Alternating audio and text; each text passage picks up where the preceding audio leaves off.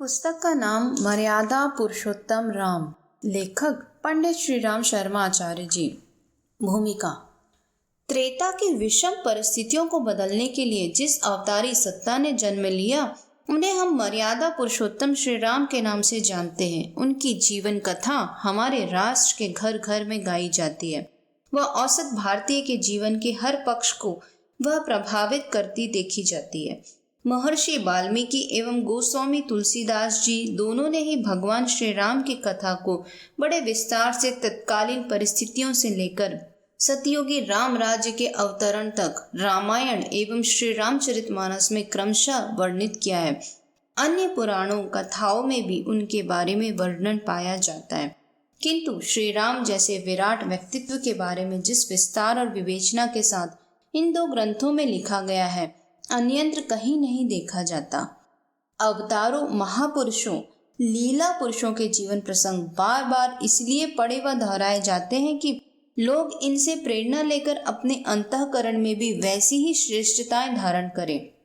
इस उद्देश्य को सामने रखकर ही श्री राम के जीवन के हर पक्ष को सुग्राह्य शैली में अवधी भाषा में जिस तरह गोस्वामी तुलसीदास जी ने रखा वैसा उदाहरण कहीं और नहीं मिलता।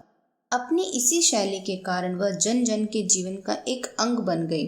नित्य पाठ से लेकर रामायण, सप्ताह, नवहान पारायण एवं अन्यान्य रूपों में इसे आज भी घर पर दोहराया जाता है। प्रवचनकर्ताओं के उपदेशों का मूल आधार ही भारतवर्ष में रामचरितमानस है।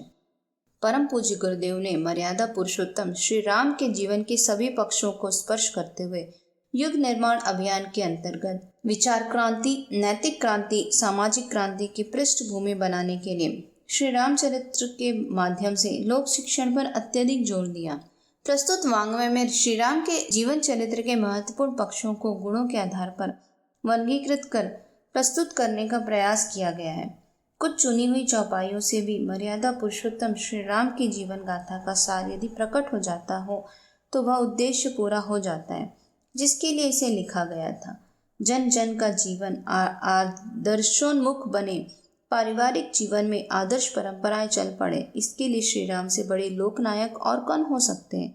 यही विचार कर पूज्यपाद श्री गुरुदेव ने ग्रामीण प्रधान इस भारत की आत्मा में समाये श्री राम को ही चुना एवं उन प्रसंगों की व्याख्या दी है जो हमारे दैनंदिन जीवन के महत्वपूर्ण अंग है।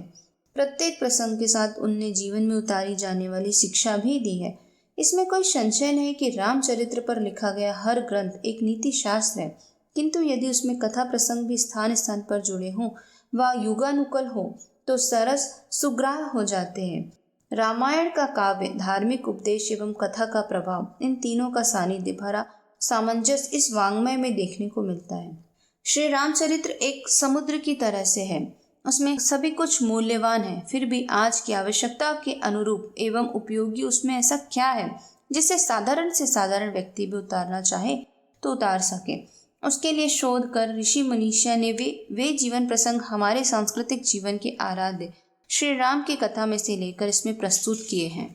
श्री राम का जीवन मर्यादाओं का वह प्रस्तुतिकरण है जो पारिवारिकता का, बंधुत्व का, दाम्पत्य जीवन का एवं लोकनायक का आदर्श हमारे समक्ष रखता है। वे पुरुषोत्तम इसलिए कहलाते हैं कि लीला पुरुष होते हुए भी, साधारण मानव की तरह जीते हुए भी वे उत्तम पुरुष जैसा आचरण करते देखे जाते हैं, जो हर भारतीय को अंत तो गत्वा उद्देश्य जीवो ब्रह्मेण नापरः, जीव ब्रह्म के समकक्ष बनने की पात्रता रखता है एवं पुरुष पुरुषोत्तम लघु से महान बन सकता है यदि वह मर्यादा पुरुषोत्तम श्री राम के जीवन के आदर्शों को अपने समक्ष रखे। आज के इस बढ़ते आस्था संकट में जानना जरूरी है कि पिता पुत्र के मध्य क्या आदर्श संबंध होना चाहिए, पुत्र का कर्तव्य क्या है, वह भातृ प्रेम क्या होता है। दाम्पत्य जीवन का आदर्श तभी निभता है जब पतिव्रत कि नारी भक्ति के साथ पति भी अपना कर्तव्य निर्वाह करे। गुरु शिष्य, स्वामी सेवक संबंध क्या हो तथा कभी अनुचित सामने आ जाए तो उसका विरोध कैसे किया जाए, उसकी शिक्षा भी राम का जीवन देता है। श्री राम ने वर्गहीन समाज की स्थापना की, सामाजिकता के लिए निषाद, शबरी, सुग्रीव से लेकर हर छोटे बड़े से प्रेम किया। आदर्श राज्य संचालन कर्ता के, लोक नेतृत्व करने वालों के गुण क्या हो, शौर्य, सत्य, शील, विवेक, संयम, परमार्थ कैसे व्यक्तित्व जीवन में व्यवहारिक रूप में उतरे, इसे श्री राम की गाथा के अतिरिक्त कहीं एक स्थान पर नहीं पाया जाता। गुरु भक्ति, ईश्वर निष्ठा तथा भक्ति समर्पण का सच्चा शिक्षण श्री राम के जीवन में देखने को मिलता है। निश्चित ही वाङ्मय के इस खंड द्वारा लोकमानस को प्रभावित करने वाली श्री रामचरित गाथा के कई ऐसे पक्ष सामने आते हैं जो आज भी उतने ही समयानुकूल हैं, व्यवहारिक है तथा इस युग के श्री राम द्वारा वर्णित किए गए हैं।